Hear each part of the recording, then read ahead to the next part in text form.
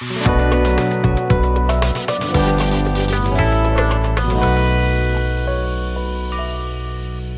हम लोग देखना है नया चैप्टर बायोलॉजी का रिप्रोडक्शन, और फिर इसके बाद देखेंगे हम लोग हेरिडिटी एंड इवोल्यूशन। तो हेरिडिटी एंड इवोल्यूशन में इवोल्यूशन वाला पार्ट एक्सरसाइज से एक्सक्लूड कर दिया है, तो सिर्फ पढ़ेंगे हेरिडिटी के बारे में। हालांकि हेरिडिटी एक न्यू चैप्टर है, लेकिन हेरिडिटी का वो जितना भी मैकेनिज्म है सब रिप्रोडक्शन से रिलेटेड है, ठीक है। क्योंकि मतलब एक जनरेशन से दूसरे जनरेशन में जो कैरेक्टर्स के ट्रांसफर होंगे, वो कैरेक्टर का ट्रांसफर कब होगा?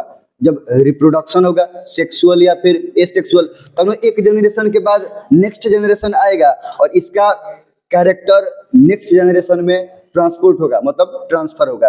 तो हेरिडिटरी का सारा मैकेनिज्म डिपेंड करता है किस चीज पर? रिप्रोडक्शन पे, क्योंकि नेक्स्ट जनरेशन आने का एकलौता उपाय है। अब अगर हम देखें कि रिप्रोडक्शन क्या है, तो एक वैसा प्रोसेस जिसमें कोई भी स्पेसीज का इंडिविजुअल ऑर्गेनिजम्स अपने नेक्स्ट जनरेशन को प्रोड्यूस करता है जो उसके जैसा ही दिखाई देता है, मतलब जो लुक में उसी के सिमिलर होता है। तो ये प्रोसेस को बोलते हैं हम लोग रिप्रोडक्शन। अगर हम बात करें किसी भी एक स्पेसीज को, लिखो खरगोश का बच्चा खरगोश के जैसा दिखाई देगा यंग वन स्टेज में ही, ठीक है। तो किसी भी कुत्ता है उसका बच्चा जो पपीज होते हैं वो किसके जैसा दिखाई देगा? कुत्ता का जैसा।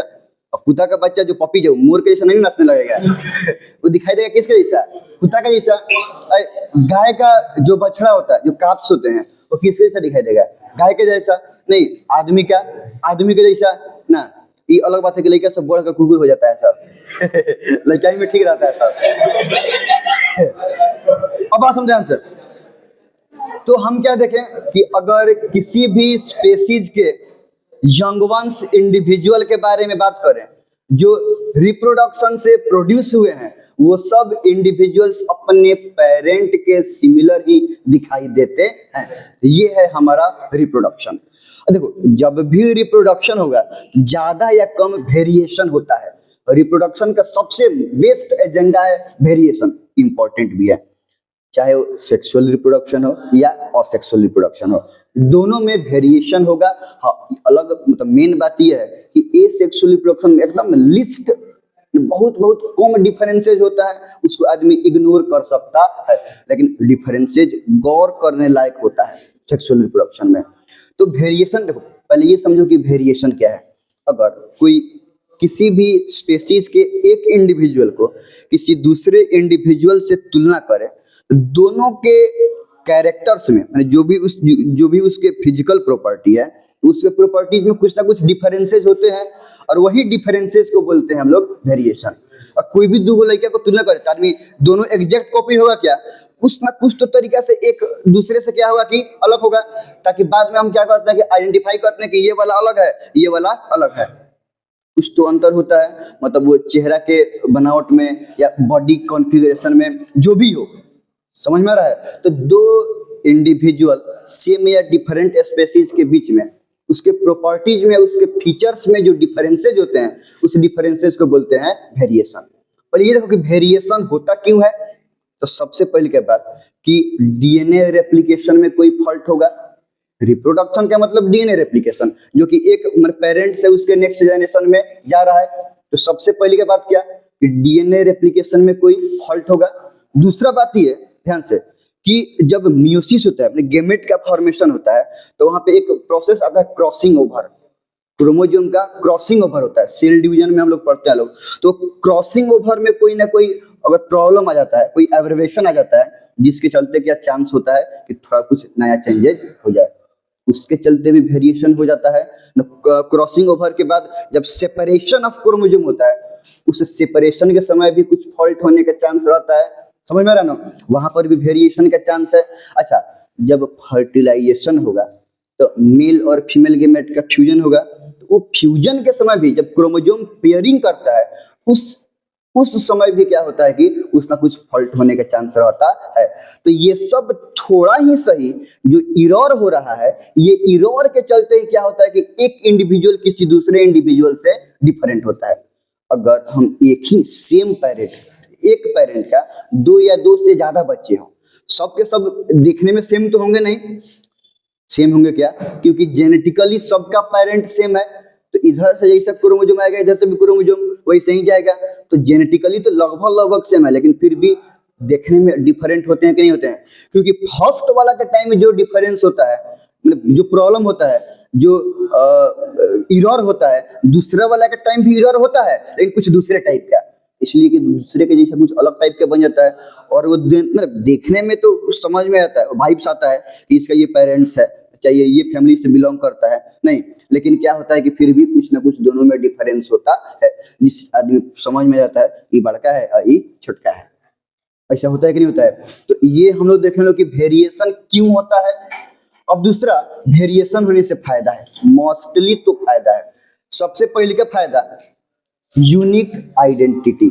अगर एक पेरेंट का जितना भी चिल्ड्रन है सब देखने में सेम हो जाए तो आइडेंटिफिकेशन में प्रॉब्लम आएगा।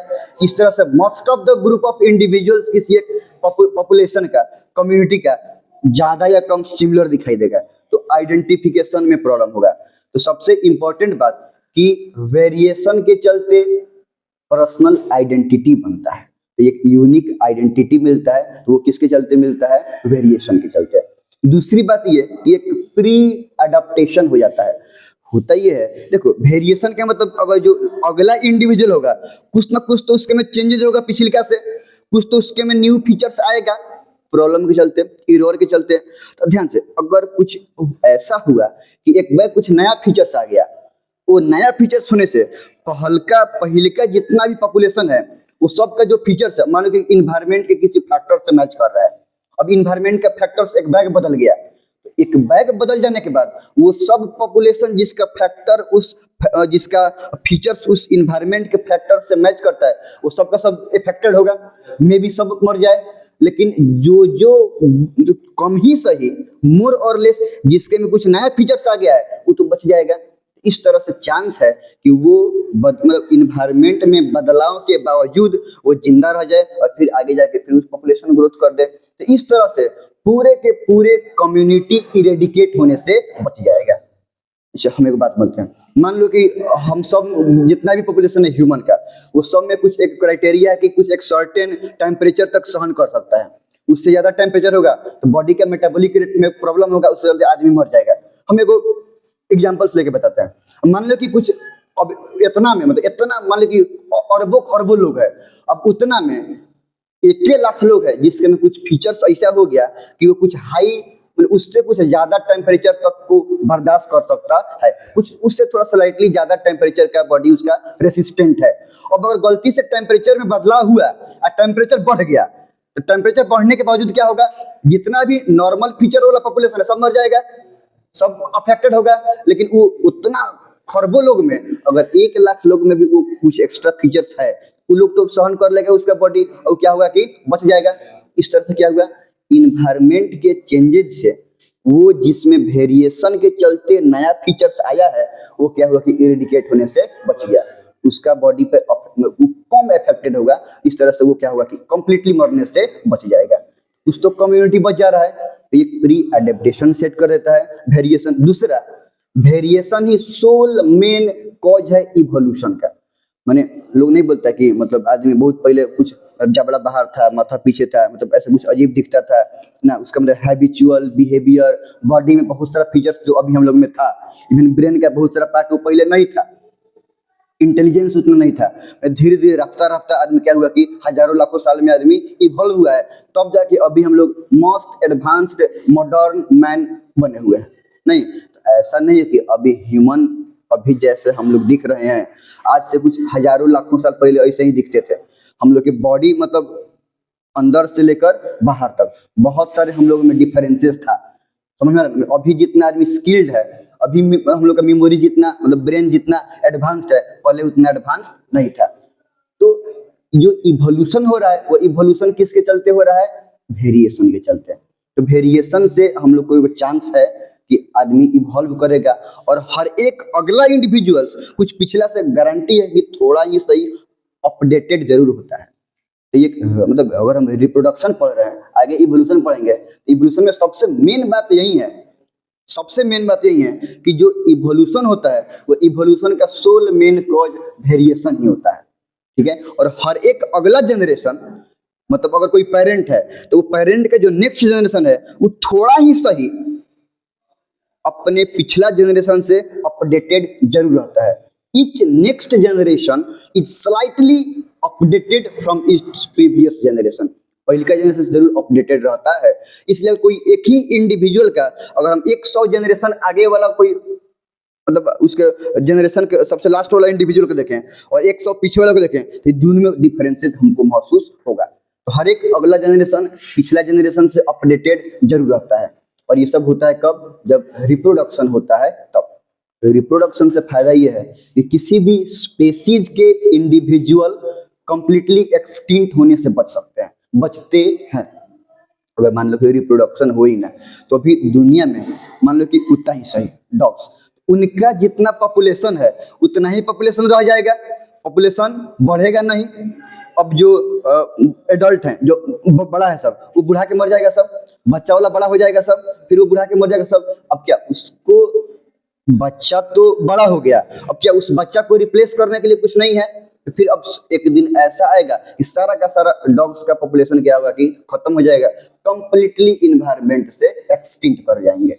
ह्यूमंस में भी वैसा ही होगा, समझ रहे ना? तो हर एक अगले स्टेज को रिप्लेस करने के लिए एक पिछला पहले से तैयार होता है, समझ रहे? मैंने जो आदमी बूढ़ा गया, जो एडल्ट है वो उसका जगह ले लिया, अब एडल्ट बुढ़ाएगा तो जो बच्चा है वो बड़ा हो जाएगा। अब बच्चा जब बड़ा हुआ तो फिर से रिप्रोडक्शन होंगे और फिर वहां पे न्यू बेबी प्रोड्यूस्ड होंगे और उस बच्चे का क्या करेंगे कि वो जगह ले लेंगे। इस तरह से हर एक स्टेज को पिछला वाला क्या करता है कि रिप्लेस कर देता है, उसका जगह ले लेता है। तो एक रिप्रोडक्शन का ये बेनिफिट है। दूसरा, इसके चलते ही लाइफ का कंटिन्यूटी बना हुआ है। मैंने एक मरता है तो मरने के जगह पर दूसरा वहां पे जन्म हो गया, तो अगर एक लाइफ गया तो वहां पे एक लाइफ आ गया, तो लाइफ का कंटिन्यूटी ऐसे ही क्या हुआ है कि बना हुआ है। तो रिप्रोडक्शन प्रोसेस से लाइफ का कंटिन्यूटी बना हुआ है, प्रॉफिट। और दूसरा बात ये कि कोई भी स्पेसीज का इंडिविजुअल्स एक्सटिंक्ट होने से बचता है। तो अगर रिप्रोडक्शन ही है कि अगर आज से बहुत पहले किसी स्पेसीज को देख रहे हैं और अभी भी वो स्पेसीज है तो रिप्रोडक्शन के चलते है, और नहीं तो उस स्पेसीज कभी ना उसका सब बड़ होके बूढ़ होके मर गया रहता, अभी तो कोई बचा हुआ नहीं रहता। ठीक है, इतना बात लिख ले लो। अभी तक हम लोग क्या देखे लो? रिप्रोडक्शन के बारे में, फिर क्या देखें? वेरिएशन के बारे में, कॉज ऑफ वेरिएशन, वेरिएशन का फायदा, इंपॉर्टेंस ऑफ वेरिएशन, फिर एडवांटेज ऑफ रिप्रोडक्शन। इतना चीज के बारे में हम लोग देखे लो। इतना बात लिख लिया जाए।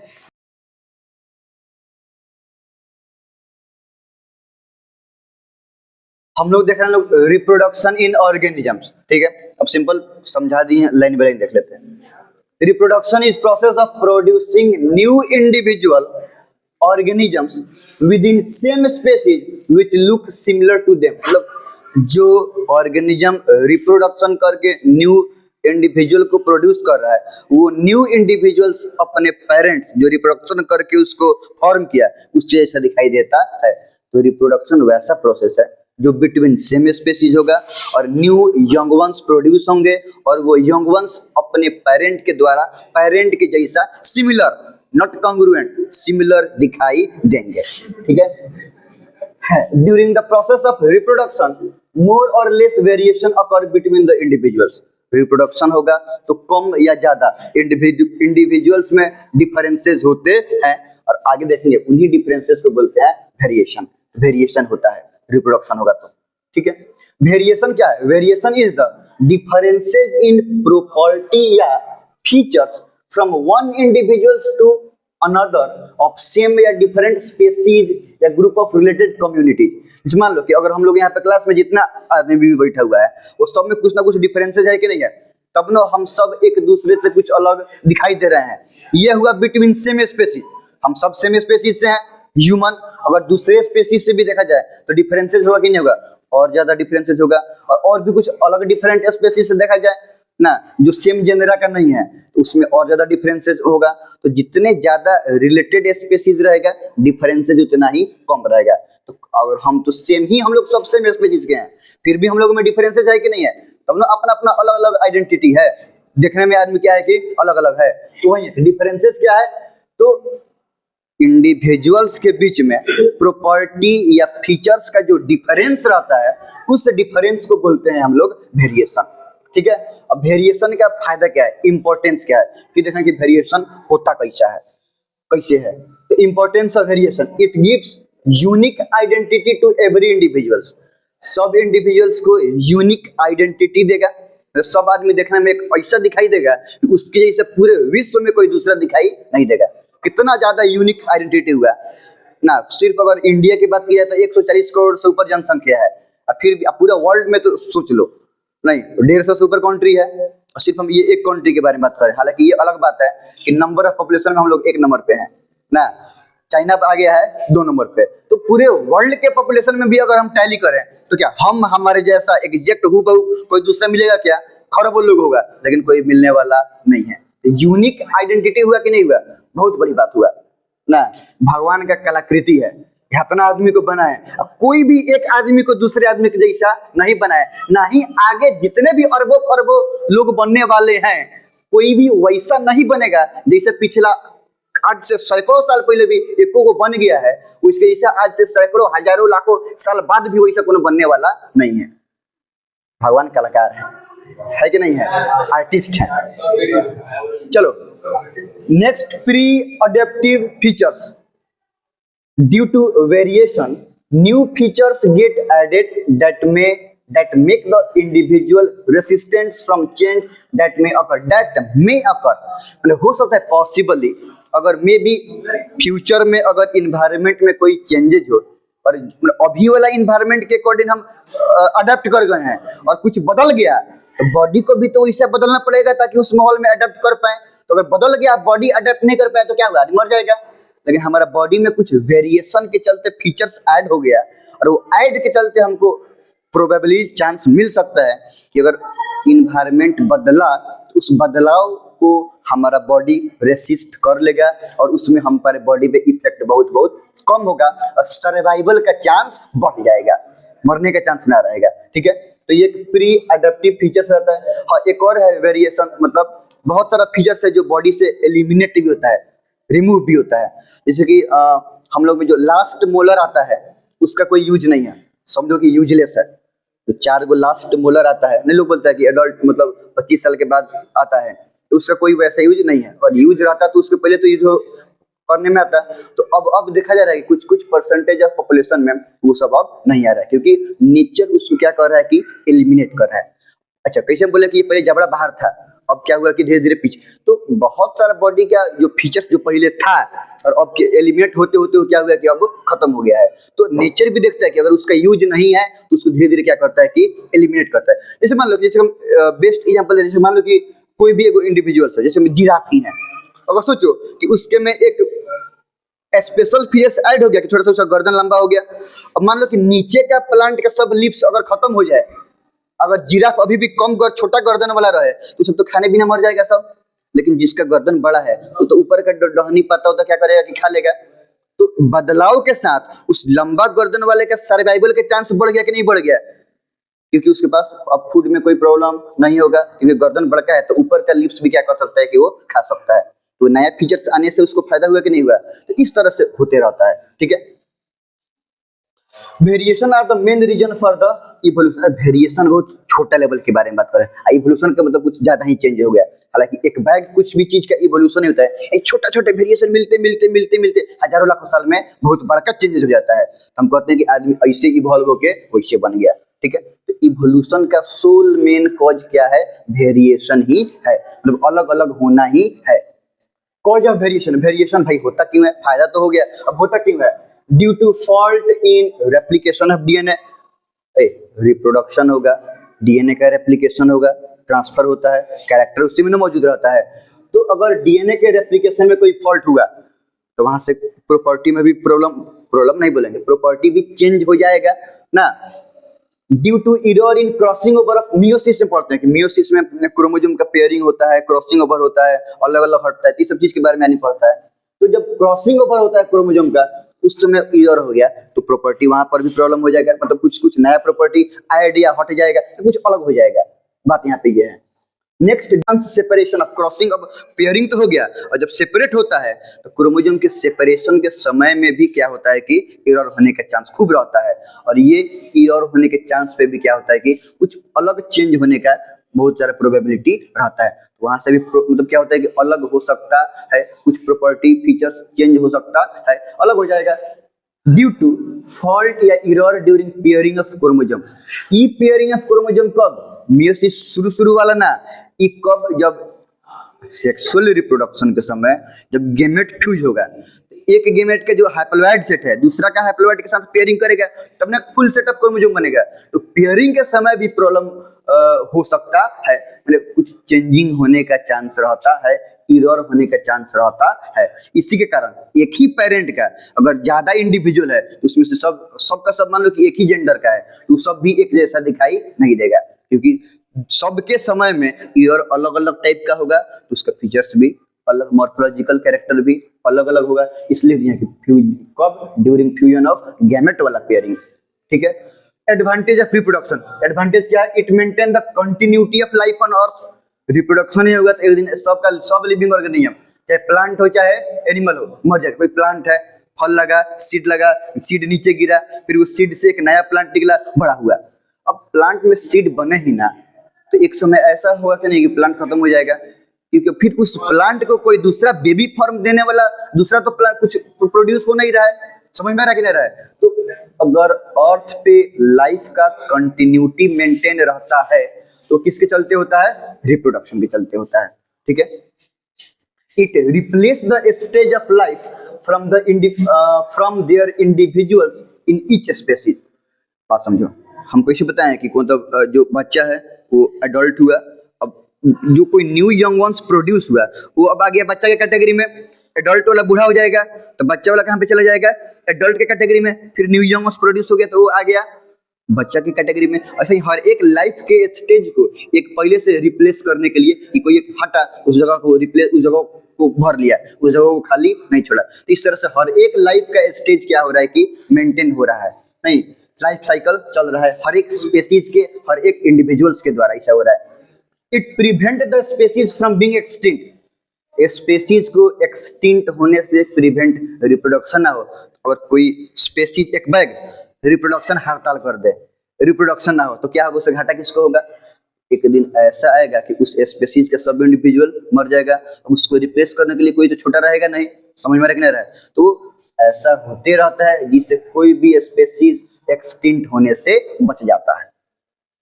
लिविंग ऑर्गेनिज्म सीधा सबको पता है रिप्रोडक्शन दो मोड से होता है, एगो असेक्सुअल रिप्रोडक्शन और दूसरा सेक्सुअल रिप्रोडक्शन। इसके बारे में हम लोग देख लेंगे। लोग कोई भी लिविंग ऑर्गेनिज्म दो मोड से रिप्रोडक्शन करता है, एक सेक्सुअल रिप्रोडक्शन और एगो असेक्सुअल। डिफरेंस के बारे में बात करें ध्यान से, वैसा रिप्रोडक्शन जिसमें फ्यूजन ऑफ गेमेट्स, आगे पढ़ेंगे हम लोग कि सेक्स सेल्स को बोलते हैं गेमेट।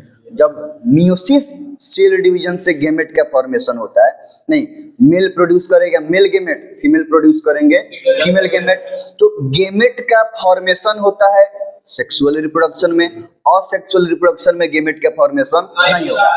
गेमेट फॉर्म तो हो गया, फ्यूजन ऑफ गेमेट मतलब फर्टिलाइजेशन होगा सेक्सुअल रिप्रोडक्शन में। सबसे मेन डिफरेंस यही है, सेक्सुअल रिप्रोडक्शन में फ्यूजन ऑफ गेमेट होगा और सेक्सुअल रिप्रोडक्शन में फ्यूजन ऑफ गेमेट नहीं होगा। सेक्सुअल रिप्रोडक्शन बाई पेरेंटल होता है ना, एक मेल और एक फीमेल, मतलब एक वो चाहिए जो मेल गेमेट प्रोड्यूस कर रहा है और एक वो जो फीमेल गेमेट। जबकि असेक्सुअल रिप्रोडक्शन यूनिपेरेंटल होगा, उसमें दो पेरेंट की जरूरत नहीं है। अच्छा, इंपॉर्टेंट बात यह है कि सेक्सुअल रिप्रोडक्शन में होता तो है बाई पेरेंटल, लेकिन इसमें जो टाइम ड्यूरेशन है फर्टिलाइजेशन से लेकर और बेबी के बर्थ तक, ये टाइम ड्यूरेशन बहुत प्रोलॉन्ग्ड होता है, ज्यादा होता है। और सेक्सुअल रिप्रोडक्शन में तुरंत डिवीजन शुरू हुआ और तुरंत क्या हुआ कि प्रोजेनी के फॉर्मेशन हो गया, तो बहुत जल्दी पेरेंट अपने डॉटर्स को फॉर्म कर देता है, पेरेंट अपने न्यू यंग वंस को फॉर्म कर देता है। तो formation of young ones rapidly होता है किसमें? और सेक्सुअल रिप्रोडक्शन में, जबकि एक स्लो प्रोसेस है सेक्सुअल रिप्रोडक्शन के लिए। सेक्सुअल रिप्रोडक्शन होगा तो जनरली एगो दूगो ऐसा नहीं करेगा ना, कुछ होगा। और कहीं कहीं होता है कि ज्यादा होता है, लेकिन उस ज्यादा के पीछे पढ़ेंगे एक्सटर्नल फर्टिलाइजेशन में, फ्रॉग के केस में, फिश के केस में। लेकिन वहां पर भी उस ज्यादा एग जो फर्टिलाइज हो गया है वो एग को मतलब खत्म होने का, डिस्ट्रॉय होने का चांस बहुत ज्यादा होता है। और ऐसा होता है फिर भी लास्ट तक आते आते बहुत कम ऐसा ही एग बन जाता है, जिससे कि हेल्दी मतलब हैचिंग करने के बाद हेल्दी लार्वी का फॉर्मेशन होता है। समझ में आ रहा है। लेकिन और सेक्सुअल रिप्रोडक्शन में जो प्रोजेनीज होते हैं वो ज्यादा बनते हैं, मतलब कम टाइम में ज्यादा पॉपुलेशन। समझ में आ रहा है। तो यहाँ पे जो पॉपुलेशन का मल्टीप्लीकेशन है वो रैपिड है, और यहाँ पे क्या है कि स्लो है। इस तरह से और सेक्सुअल रिप्रोडक्शन जो ऑर्गेनिजम्स कर रहे हैं उनके एक्सटिंक्ट होने का चांस बहुत बहुत कम है। कम देर में बहुत ज्यादा पॉपुलेशन। समझ में आ रहा है कि नहीं आ रहा है। चांस एक्सटिंक्शन का बहुत बहुत कम है। किसमें? और सेक्सुअल रिप्रोडक्शन में। अच्छा, अगर हम लोग सेक्सुअल रिप्रोडक्शन के बारे में बात करें, इसमें वेरिएशन ज्यादा होता है, क्योंकि इसमें जीन आ रहा है, बाई पेरेंटल है, मदर की ओर से भी और फादर की ओर से भी, फिर दोनों को मिल के इरर होकर कुछ अपना नया कैरेक्टर भी बन गया है इरर के चलते। तो यहाँ पे वेरिएशन होने का चांस ज्यादा है। यही कारण है कि यंग वंस अपने पेरेंट के सिमिलर होता है। क्या होता है? सिमिलर। एग्जैक्टली सेम लुक नहीं होता है। लेकिन और सेक्सुअल रिप्रोडक्शन में तो ऐसा कुछ है ही नहीं। इरर का चांस बहुत बहुत कम है, वेरिएशन का चांस बहुत बहुत कम है, जिसके चलते असेक्सुअल रिप्रोडक्शन में जो प्रोजेनीज बनते हैं वो प्रोजेनी अपने पेरेंट के ऑलमोस्ट एग्जैक्ट कॉपी होता है। ऑलमोस्ट एग्जैक्ट कॉपी होता है, सिमिलर नहीं था। समझ आ रहा है ना। ये एकदम जैसे पेरेंट एग्जैक्ट वही लुक होगा उसके प्रोजेनीज का। ये है डिफरेंस किस चीज का? सेक्सुअल और असेक्सुअल रिप्रोडक्शन का।